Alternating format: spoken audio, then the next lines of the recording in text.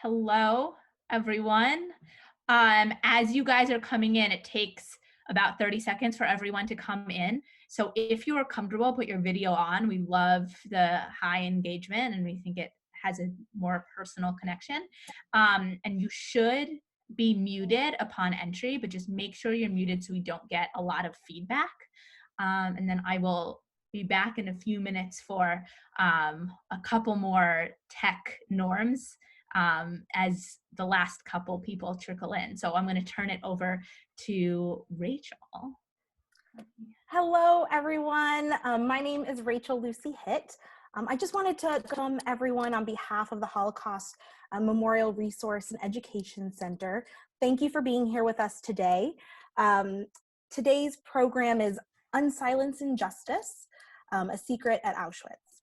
And we're very, very excited and lucky to be working with an organization called Unsilence.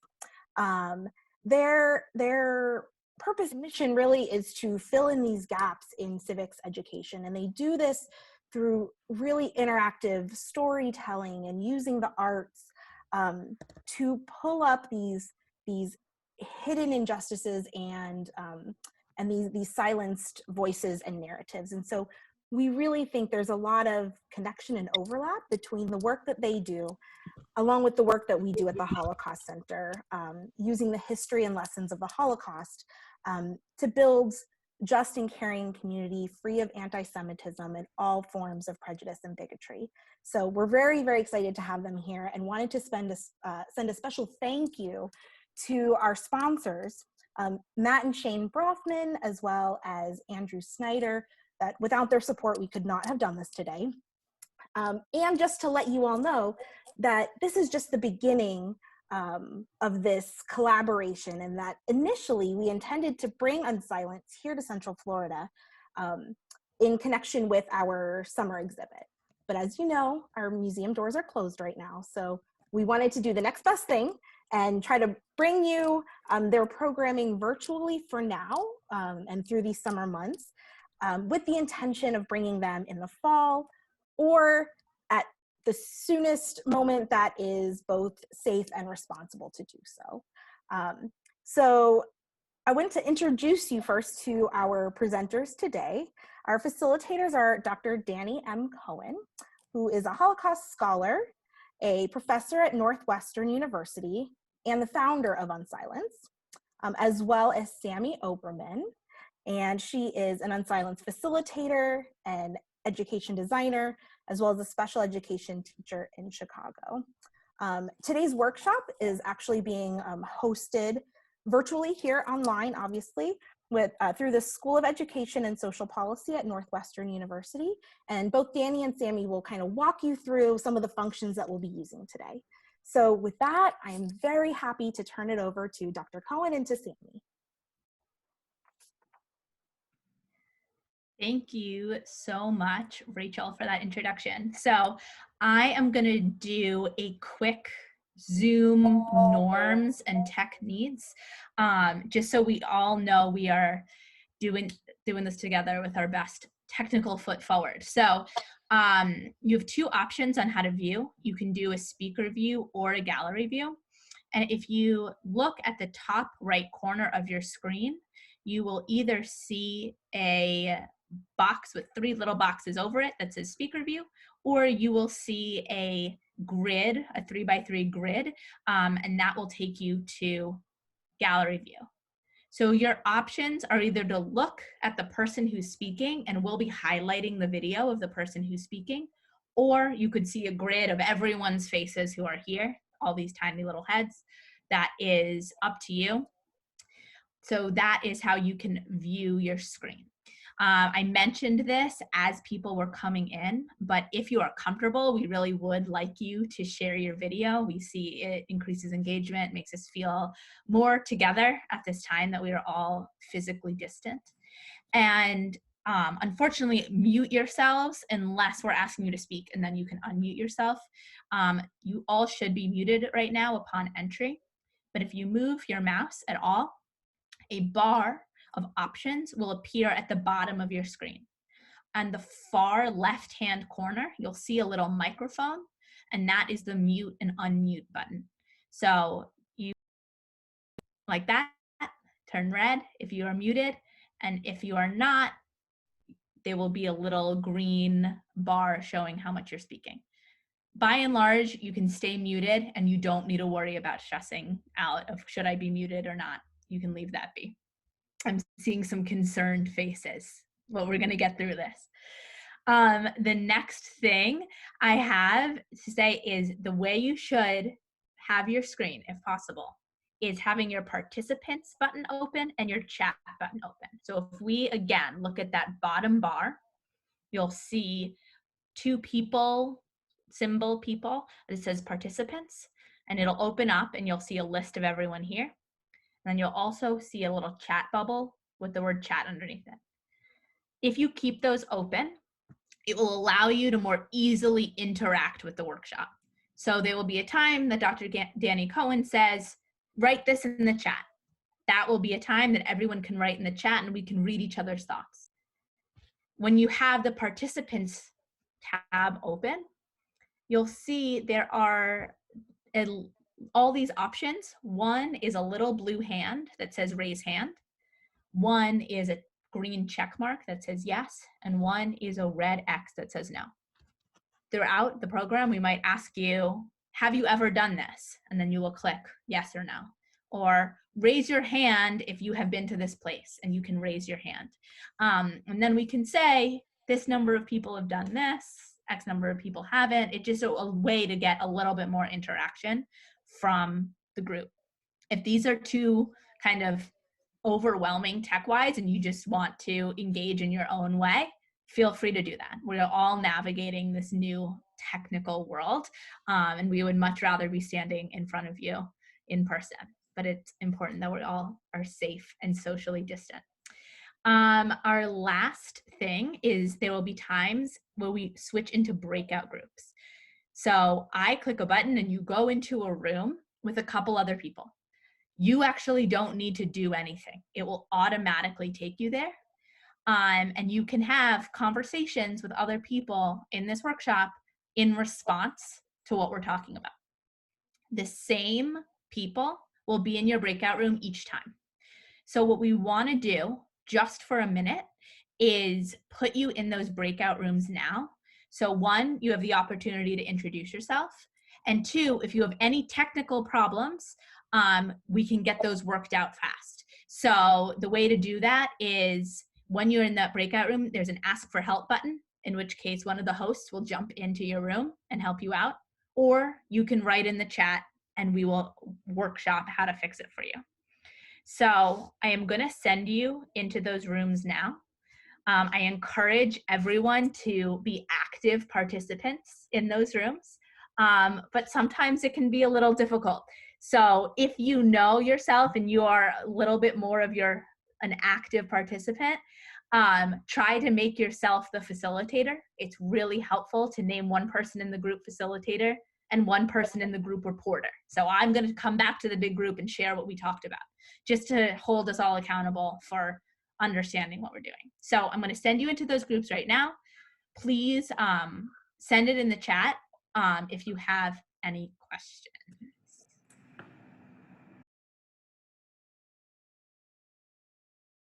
So happy to see everyone made it back. Please write in the chat if you have any questions throughout about the content, about tech.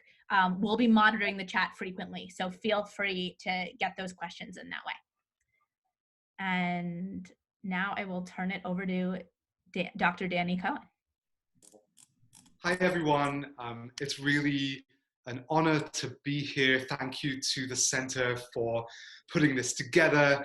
Sammy and I have had such wonderful conversations with the team, and it's just great to be here. It's surreal, right? It's a strange time, to say the least, but it's really inspiring that all over the country and all over the world, all this week, people are coming together to learn and talk and remember Holocaust history after Yom HaShoah earlier this week. So thank you so much for being here. My name is Danny. I'm really excited and apprehensive to tell you a story that I was told never to tell.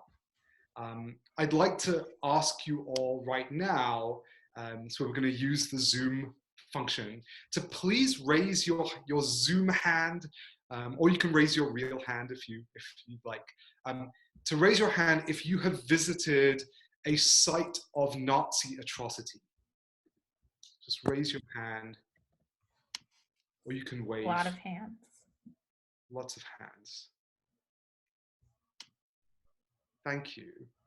And now please raise your hand if you have visited a site of atrocity in the United States. A site of atrocity here in the United States. Again, lots of hands. So we're seeing about like 7 in the chat and more physically. Thank you. And now please raise your hand if you have ever visited the site of Auschwitz or Auschwitz-Birkenau in Poland. Mm-hmm. I see someone who visited Dachau. And oh, great, thank you. thank you. Thank you. So I'd like to tell a story that I was told never to tell. This was the first time that I had visited Auschwitz. I'm a Holocaust scholar. I was on a trip with a group of other historians and Holocaust educators. And we spent about a month in Poland traveling from site to site, meeting with members of the Jewish community, meeting with other Holocaust educators. We were traveling with the Auschwitz Jewish Center, which has an office in New York, and they have an office in Auschwitz, which is the town that the Nazis renamed Auschwitz. And I had never visited Poland before, even though I had been studying Holocaust history for many years. I remember walking through Auschwitz I, and if you've visited, as a number of you have, if you visit at a particularly busy time, you're given headphones and you're given a box you sort of wear on your belt, and you have to tune in to your tour guide's channel. Everyone has to have an official tour guide assigned to their group. You visit for free, but you can't just wander around. You have to be part of an organized group to get a tour of Auschwitz. And I remember walking through the brick buildings that used to be used to imprison the Nazis' prisoners. Auschwitz I was originally built for political prisoners of the Nazi regime, specifically Polish political prisoners. I remember walking from building to building and seeing the piles of shoes and the piles of prosthetic limbs that had been taken from prisoners when they arrived, piles of eyeglasses that had been stolen from prisoners, and piles of human hair. The shoes and the hair are really iconic symbols of Holocaust history. It's fascinating. Right now, the human hair, and Ricky just said that Ricky was there in 1979 before this was all set up, and just wandered around. Now we have special glass in front of certain artifacts, particularly the hair, to prevent UV light, to prevent natural light from touching the object, touching the hair, because within a number of years, that hair, because it's a natural substance, will disintegrate. And so it's beginning to turn to dust.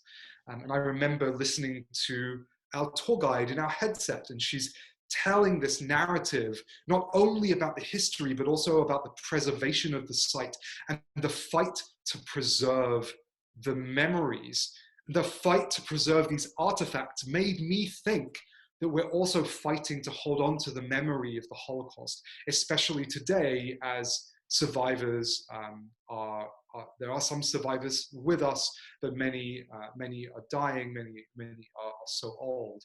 And soon there will be a time where there are no witnesses to these events. How do we hold on to this history? How do we pass on the memory to the younger generations? And we walked out of this building, and our tour guide said,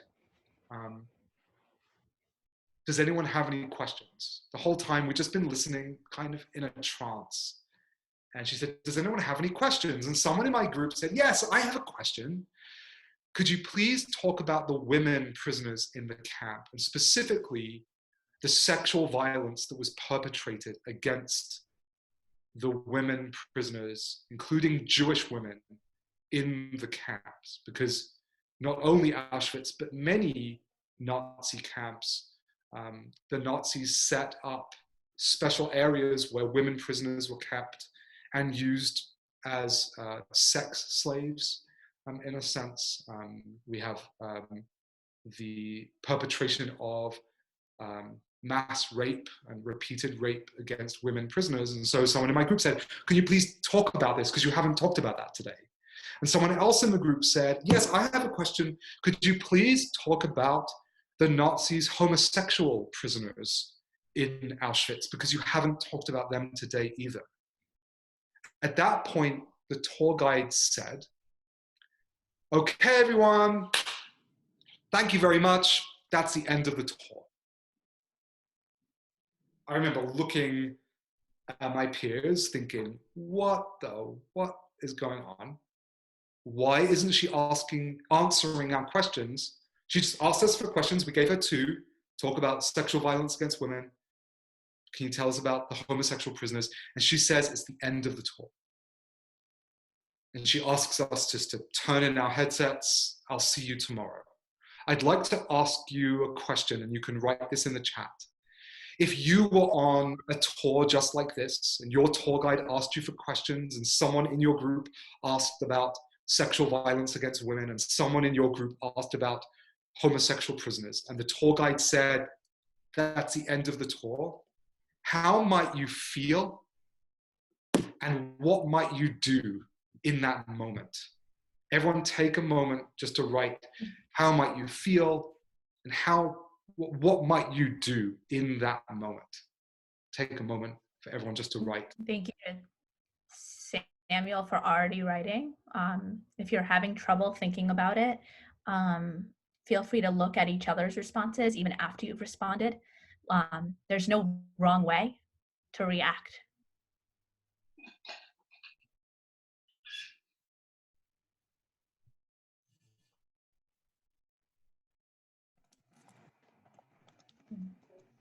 Sandy says I'd be very suspicious of me.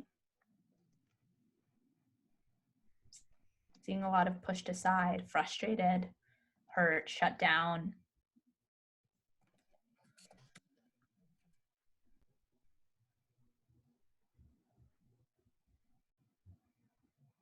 Let's take just another 20 seconds, just adding your responses. I see Gabriella has a hand raised. Would you like to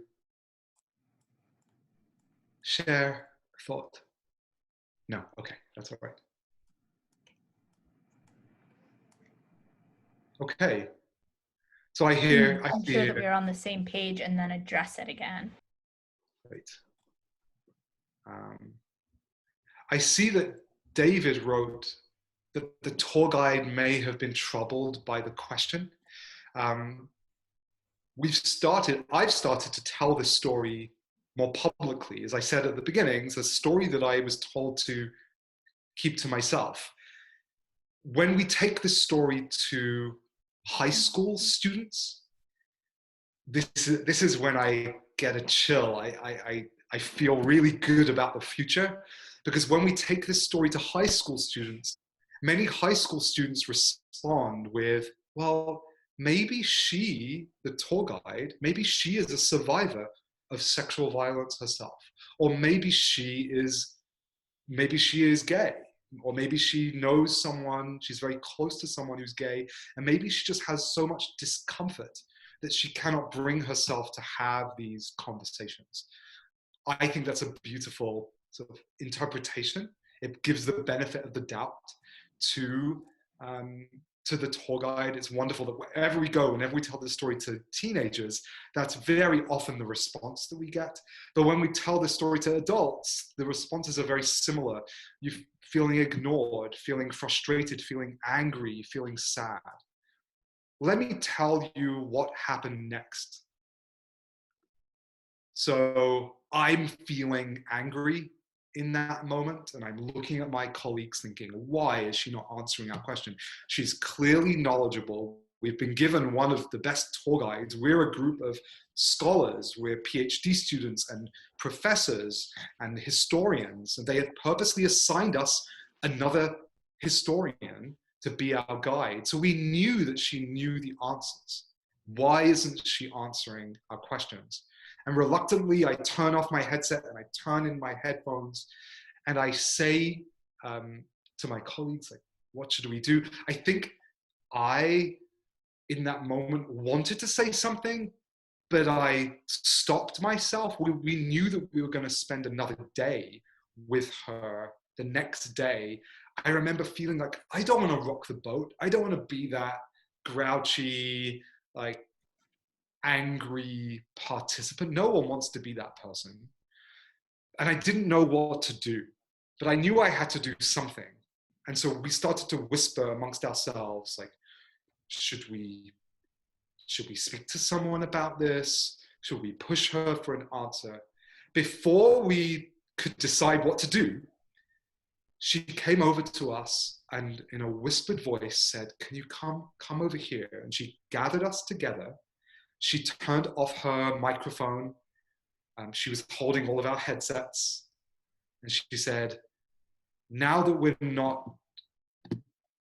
using the sound system, I can tell you that sometimes our supervisors listen in to what we say. And there are some things that we're not allowed to talk about. But I promise you, when we visit Auschwitz-Birkenau tomorrow, I promise I will answer all of your questions. And she did. And she, the next day, said to us, we had no headsets the next day. We just walked through Auschwitz-Birkenau. It's a lot more vast, fewer people. You don't need headsets. And she said to us, she answered our questions and she said to us, please don't tell anyone I told you this because I'm afraid that I would lose my job. And for many years, this became a story that I did not tell until fairly recently, where my colleagues and I made the decision that we would start telling this story. And so I now ask you the next question, and we're about to go into breakout rooms just for a couple of minutes. The question is, what is going on here? Why is this happening? Why is this tour guide afraid that she will lose her job for answering questions about sexual violence against women at Auschwitz and homosexual prisoners of the Nazis at Auschwitz? We're going to turn to each other.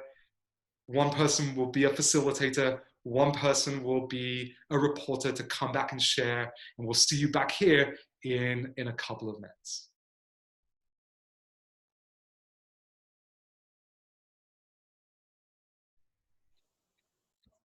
All right. See, most people are starting to come back.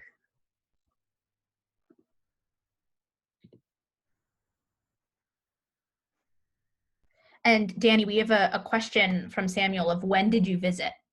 Yeah, that's a great question.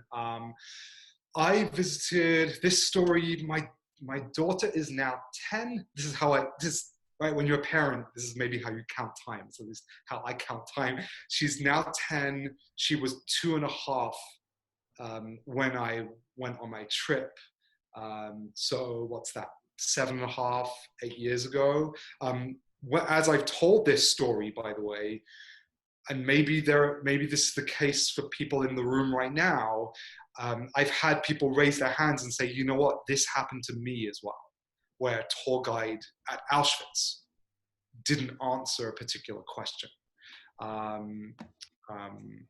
Thank you for calculating. 2012, that sounds about right. I'd love to hear what you were talking about in your breakout rooms. Would anyone like to share their thinking on what is happening here? Why is this tour guide not answering questions about sexual violence against women and homosexual prisoners? Feel free to unmute yourself and just or raise your hand and we can unmute you, or write it in the chat, whatever you feel most comfortable. I would simply say, I've never been there, but I would say, why would they want to pour gasoline on their own fire? And it would be so, I mean, I can only imagine if I went there, it would be so horrific that I personally wouldn't want to hear that level of detail or thousands of others of levels of detail. I get it. It's miserable. Let me go home. So I could see them leaving out a lot of the details.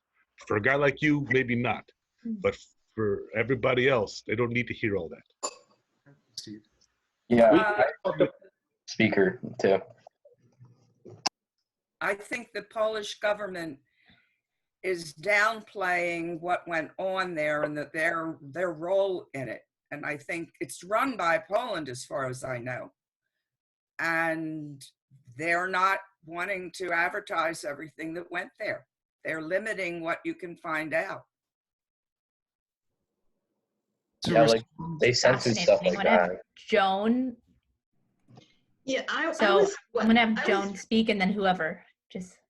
I was wondering if it had to do with that the Jews were seen and talked about as non-people, not human, less than human, and for a Nazi guard to have sexual relationships with a Jewish woman. What is that saying about the Nazi man and the Jewish woman? That he's now having sexual relations with a non-person. And I'm not quite sure how that plays into the homosexual political prisoners, but I know that they had a movie that I saw long ago. They had a really, really tough time there. Thank you, Jen. Treated very badly. And Gabriella, if you'd like to share. We discussed possibly culture. We also discussed thinking of like today's societal views, that these are already controversial topics, and the LGBTQ and those that experience sexual violence are already marginalized. So just speaking on today, I would think that it would go the same, since there's still taboo subjects in society. Thank you. One more. I see Ellen has had her hand up, so yeah. Okay. So let's finish with Ellen. Sure. We didn't get very far on this, but the couple of comments that came out were, one, that wouldn't you think someone who was responsible for educating people in this place, wouldn't you think there would be complete transparency, that you would want that opportunity? The other thought was, and this is why we had the same question about when you visited, what was going on in the Polish government at the time, because there have been points in time where the Polish government very much wanted transparency, versus now when they don't want to be seen as collaborators. They want to be seen as clean, washing their hands of the whole affair and being the good guys. They want to be seen as victims. Also as victims, yeah. Thank you, everyone. So let me respond. This conversation is terrific. And much of what you're pointing out, interestingly, is what many high schoolers, when we take our programs to schools, many high schoolers really ask questions about, well, who is listening in? That's a big question they have. And this idea of, well, who is listening in and why are they making these rules? So let's unpack this a bit. So as some of you mentioned, Auschwitz is run by the Polish government today. It's a state museum and site. What is also true that's been said is that the Polish government was really quite transparent and wanted to teach the full history. And this is Ellen who just said this. Recently, in the last decade or so, the government has become more and more tied to the idea that they don't want to be seen as culpable in the Holocaust.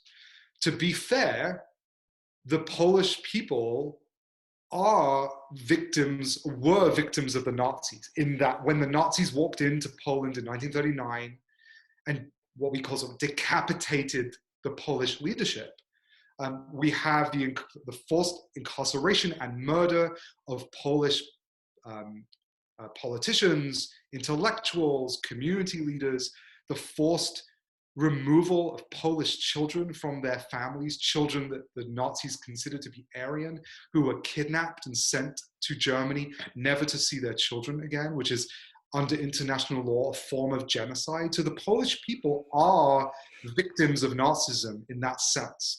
At the same time, we have local Polish authorities collaborating with the Nazis to round up and murder people who are Jewish, people who are Roma, and Sinti, so-called gypsies. And recently, you may know, the Polish government has passed a law that prevents anyone from teaching that part of the history. It's now against the law in Poland to teach about the real history of Polish authorities collaborating with the Nazi occupiers. Going back into the story of the tour guide, why doesn't the Polish government want tour guides to talk about sexual violence and to talk about homosexual prisoners? Steve, you raised this question of, well, maybe they just want to keep out all of the details. Well, on the tour, on any tour, the guides go into the details of the gas chambers. They go into the details of the extreme torture that the Nazis used against Polish political prisoners. If we unpack the history of the Nazis' segregation of women in the camps, we actually see that it wasn't only Nazi soldiers who were the perpetrators of sexual violence against women. It was also privileged prisoners, particularly Polish political prisoners. And so suddenly, when we tell the story of sexual violence, the narrative that the Polish government wants to promote is one of Polish victimhood and Polish heroism, not Polish complicity. And so if we tell the story of sexual violence, we're required to talk about the perpetrators, and some of the perpetrators were the Polish political prisoners themselves. If we look at the political positions of the Polish government today, the Polish government is a government that has stood in the way of any legislation to protect women and girls from violence, including sexual violence. They are a government that has stood in the way of protecting lesbian, gay, bisexual, transgender, and queer people from any protections, including from violence and discrimination. What happens to us when we hear stories about suffering and violence? What happens to us as learners, as an audience, or as visitors to a camp? Anyone want to share or throw into the chat? What happens within us when we hear stories of pain? We become desensitized. We also develop, what do we develop in us? Yes, empathy. Shirley says empathy. Dakota says we try to see ourselves as them. Christina says we develop empathy. It kind of stands to reason that the Polish government that has no interest in protecting women's rights or girls' rights, who has no interest in protecting LGBT rights, it stands to reason they want to hide these stories from the public. Who are most of the people visiting the camps? Visiting these sites of atrocity in Poland? I'll give you a clue. It's not. Yes, Judy. Yeah. Judy, you can unmute yourself and share.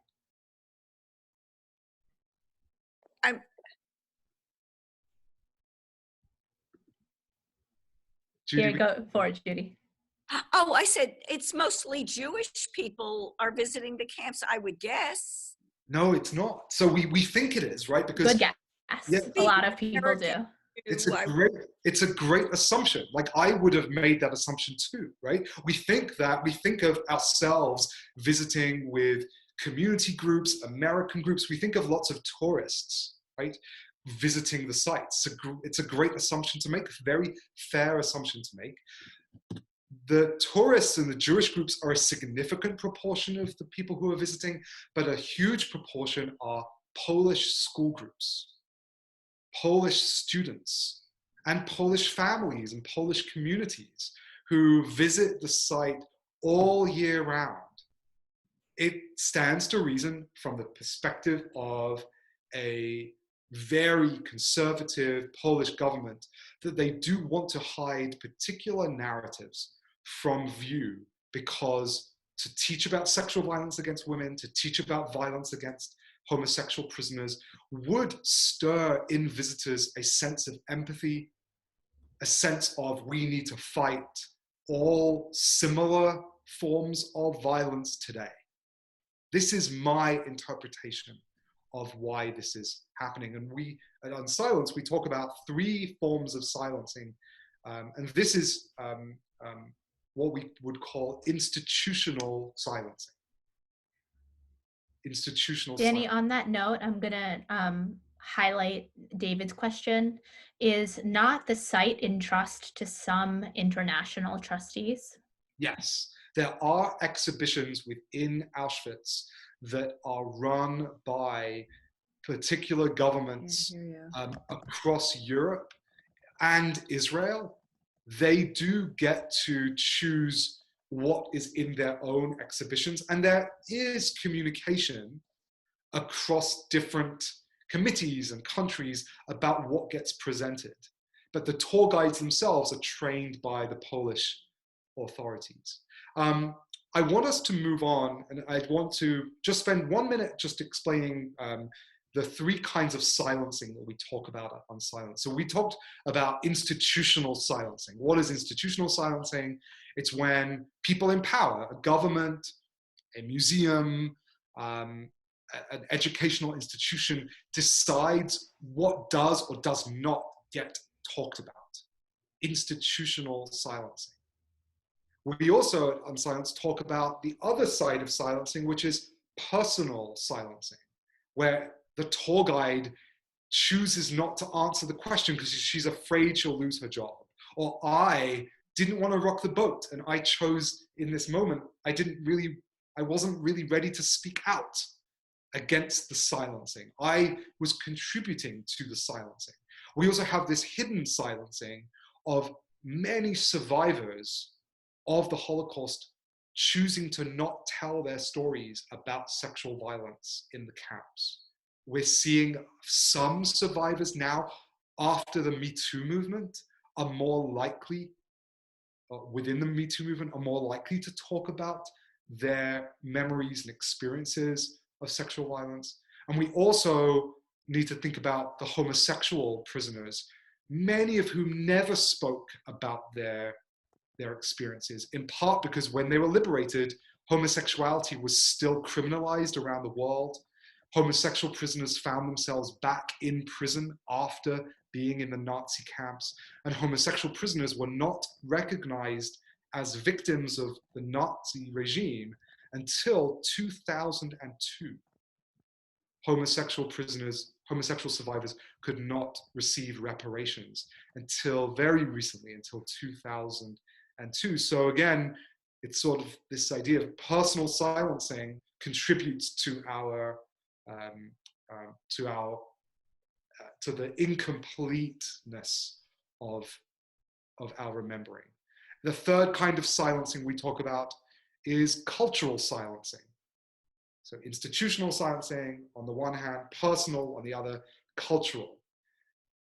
The idea that as a culture, we find it really hard to talk about sexual violence. We find it really hard to talk about homosexuality and LGBT rights and LGBT history. These are fairly new ideas in the mainstream.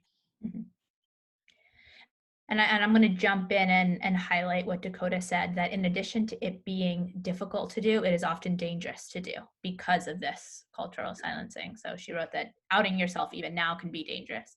Yes, exactly. This time flies. I feel like time goes faster on Zoom than in person sometimes. And so we're going to start to move towards wrapping up, although I'm sure, and I can even see there are many questions that we're not going to be able to get to today.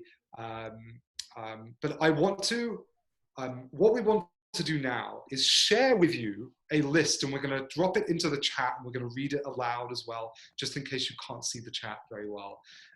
We're going to share with you a list of other Holocaust histories that we find very difficult to talk about. Other Holocaust histories that we find very difficult to talk about. Sammy, I'm ready to paste it, or were you going to? Mm-hmm. Okay, go for it. I will do it. All right. I'm going to paste it and we're going to read it out loud. I'm going to clarify a couple of things as we go along. And when I post it, the question for us, the sort of concluding question is, why is it so hard to talk about these things? But more than why is it so hard to talk about these things?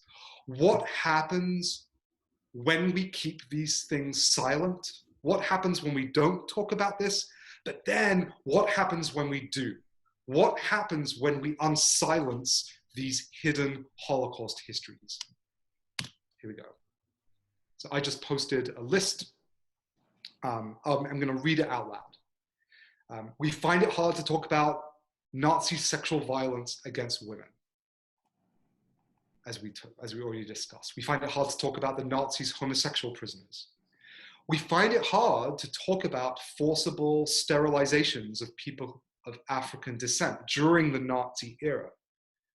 We find it hard to talk about PTSD and suicide amongst Jewish Holocaust survivors. We find it hard to talk about the Nazis' removal of people with disabilities from society.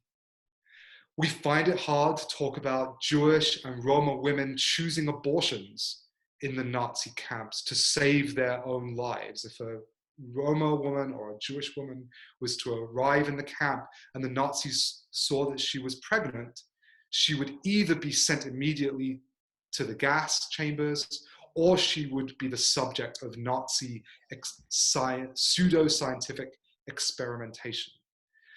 We find it hard to talk about the denial of reparations for Roma and gay survivors of the Nazi camps.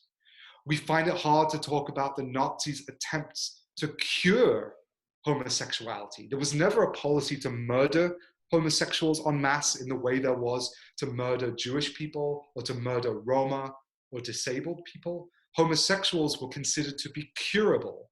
Jews and Roma and the disabled were not considered to be curable, but homosexuals were, and we find it hard to talk about this. We find it hard to talk about the Nazis' persecution of people who were homeless.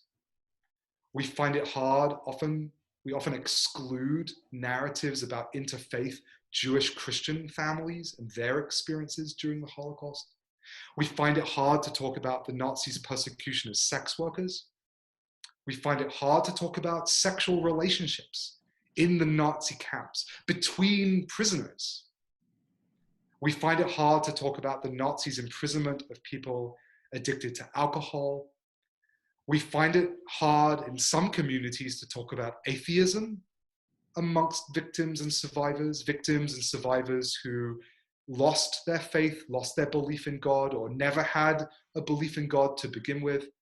And we also struggle to talk about the trauma suffered by the perpetrators themselves.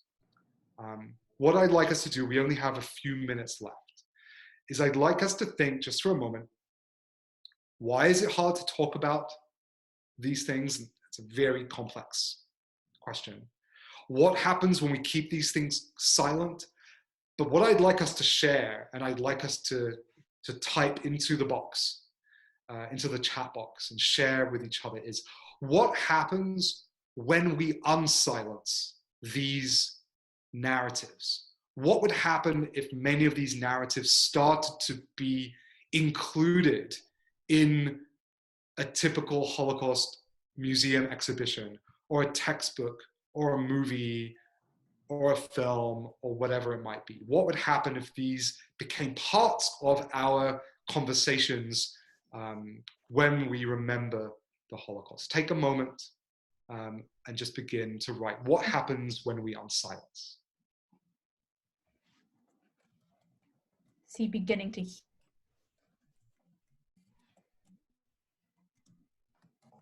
become visible and aware.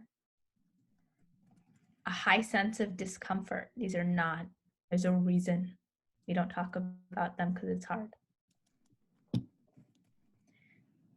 I see social stigmas can play a large role in keeping discussion silence. That's when we talk about that cultural silencing. You're really hitting the nail on the head there.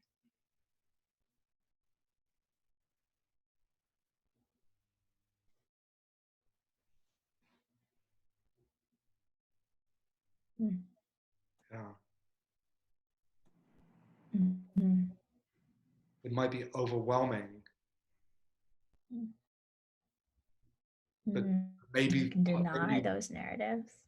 Yeah. We validate the experiences.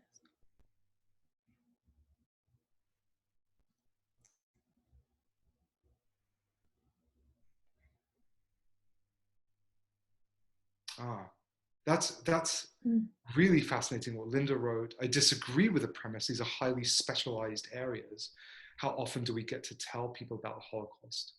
We want to tell the larger story. My response to that, I think about survivors and their testimonies. And we have many cases where survivors purposely leave out parts of their testimonies that connect to many of these aspects of the history, because they feel like they're taboo, they're not going to be listened to, they're not going to be believed. But it is fair. I want to be fair. Linda's point about, I think, is a very fair question. Do we want to be so specific in our conversations about history, or do we need to very purposely provide a broader, bigger picture, considering we have limited time and resources to teach the public about this? That's fair. I'm going to jump in and say many of you reached out with very specific questions, either about the content, about Dr. Danny Cohen himself and how he got here. We will be staying for a couple extra minutes to answer anyone's specific questions, but that is entirely optional. So in our last minute of the official program, and we want to be respectful of people's time, I'd like to share just some closing thoughts, and then we'll end officially. We'll say goodbyes and thank yous, but then we will stay on for anyone who wants to continue just chatting informally. This content is really hard, right? Talking about the Holocaust period is just hard. It's overwhelming, it's draining, it's triggering, it's very upsetting. Right now, during a global pandemic, I'm teaching a course right now on Holocaust memory, memorials, and museums at Northwestern University. And we're very aware that taking a Holocaust class or attending an event like this is difficult at any time. It's extra difficult, right, when it's during a time when we're already anxious and fearful about the world around us. And so thank you for participating. Thank you for being here, because it's extra difficult to sort of drag ourselves. We're not going anywhere, but we're dragging ourselves to these experiences. The content of the Holocaust is difficult in and of itself, but when we then bring in what we call hidden Holocaust histories, all this stuff that gives us even more discomfort, right? It becomes an even harder task, even more difficult. We hold even more burden when we do it. The question I'd like to leave you all with at the end of this program is, what makes me uncomfortable from that long list? Is there anything in particular that, as we're reading it out, that made you particularly uncomfortable? And to ask yourself why. Why was I particularly uncomfortable about that one thing? And to maybe spend some time thinking about that, and thinking about what will happen to me, what will happen to others if we start talking about that thing. And some of the things you might come up with may be negative, right? As some people have said, it may be really traumatic for certain people to talk about certain things. It may lead to discomfort, but to focus on what are some of the positive implications for unsilencing these difficult topics. I always think the best program. Go ahead, Sam. I just want to point out that everything is horrific on that list. So you can give yourself, like, I don't need to rank misery, but instead think about what is a reflection of what still exists in society today. Danny, wrap us up. My last point was that I think the best programs and learning experiences leave you with more questions than you had coming in. So if you feel like we just ended with like all of these open-ended questions, that was by design. Thank you so much, in particular to Rachel and Serena at the Holocaust Center for really helping to make this happen. Sammy and I are gonna hang out for a little longer to answer any questions. And thank you for participating this evening. It was great to meet you all. Thank you. Absolutely. And as they said, we are going to stay on a little bit longer, but I just wanted to to obviously thank our presenters, to Dr. Cohen, to Sammy, not just for being here today with us, but also I want to let you know they have the most amazing website full of information and these activities, right? It's very interactive. And as an educator, I am actually pretty baffled at how amazing this website is. I believe it's unsilence.org. So I would advise, guide that is a wonderful place. In the chat. Yeah, wonderful. Thank you. Also, of course, thank you to Serena. She's been doing so much behind the scenes that many of you probably don't realize, but she's been such a help throughout all of this. Again, obviously, we couldn't even do this at all without our sponsors. So Matt and Shane Brofman, as well as Andrew Snyder, thank you so much for supporting this kind of educational programming. And obviously, you all for coming and bearing with us and testing out all of this new forms of interaction, technology, education, and trying to be with us even though we cannot actually be together.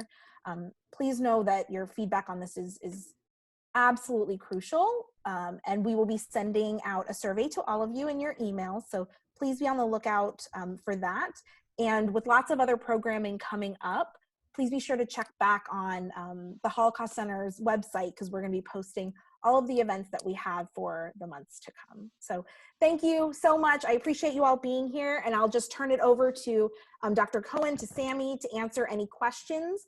Those of you that are interested, please feel free to stay with us. Thank you. Have a wonderful day. Okay. Hi, everybody. Welcome to the After hours. After hours, unplanned Q&A. I would be so happy to answer any questions that you have. Would anyone like to jump in? Hi, Dr. Cohen. My name's Rebecca Link. Can you hear me? Yes, and you can call me Danny. Okay. So my master's focus was actually the Holocaust because it's something that has interested me from a very young age. I actually took my first trip to Germany when I was 13. So I was just wondering if you had any reading suggestions on some of those harder topics that I could pursue on my own. Yes, we actually have, as Rachel mentioned, on our website.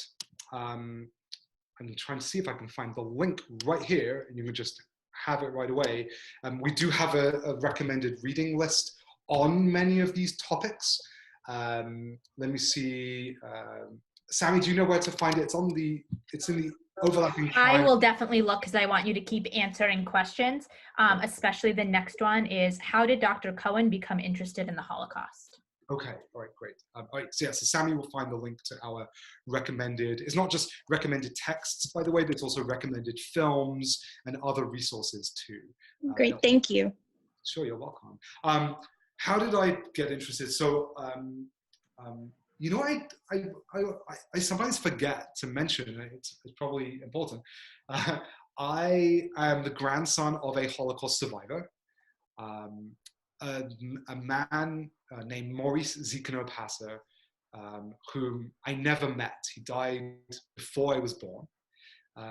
And he was not your, what I call sort of the stereotypical survivor.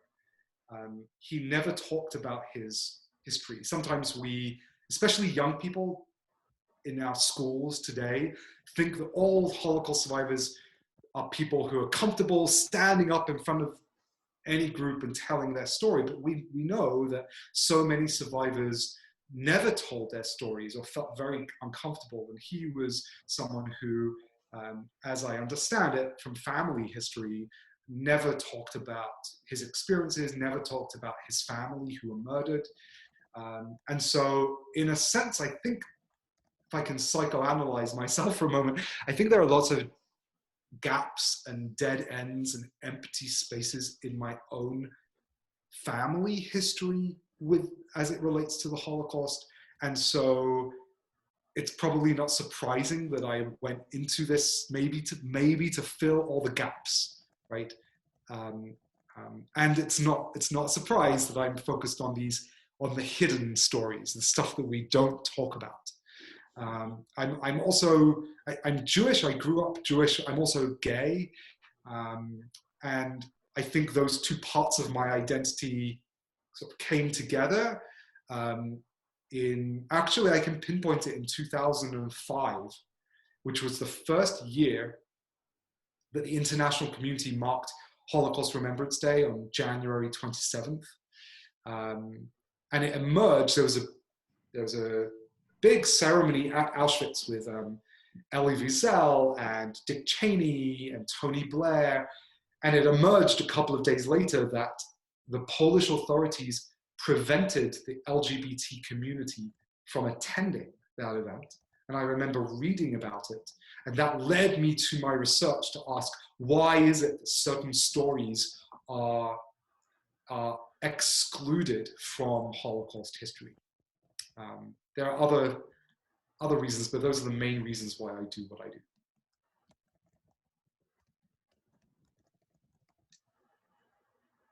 Other questions? I have a question.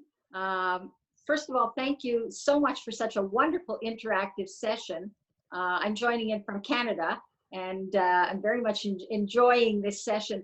My comments regarding why so many of these things have been omitted from discussion is the fact that I think as Jews, we sometimes hear from Holocaust deniers that this is not just Jews who suffered. There were so many other people who suffered.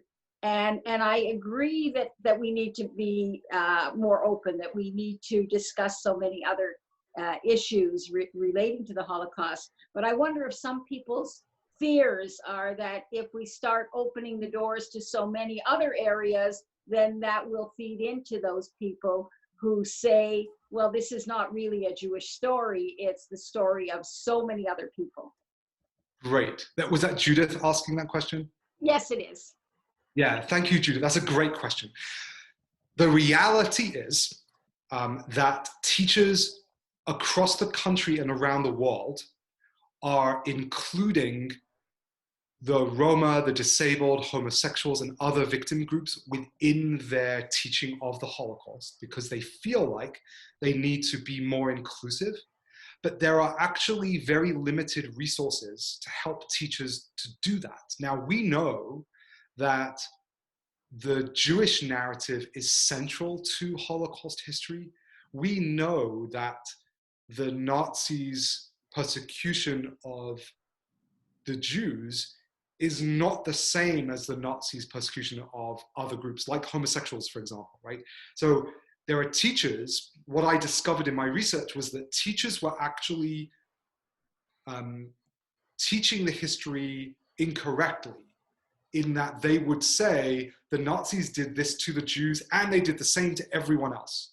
So when we set up Unsilence and we started to create our programs, all of our programs highlight, yes, the overlapping experiences of these different victim groups, but also the important differences. And so when we train teachers and we work with the United States Holocaust Memorial Museum, we work with Echoes and Reflections, which is part of Yad Vashem and the USC Shoah Foundation and ADL. We work with many centers. We make sure that teachers are putting the Jewish narrative front and center in their teaching. But we then help teachers include all of these other narratives in an appropriate way, in a careful way. So your point, your concern is absolutely valid. And it's something that drives our approach and the way we train educators and the way we run our programs. It's a great question. Thank you so much. Sure. I'm wondering if there's a way to communicate with you, Dr. Cohen, directly? Yes, you're very welcome to reach out. I can put my email address. I don't mind sharing. Cameron will do it right now. This is danny@unsilence.org. You're welcome to email me directly. Thank you. You're welcome. Any other questions at all?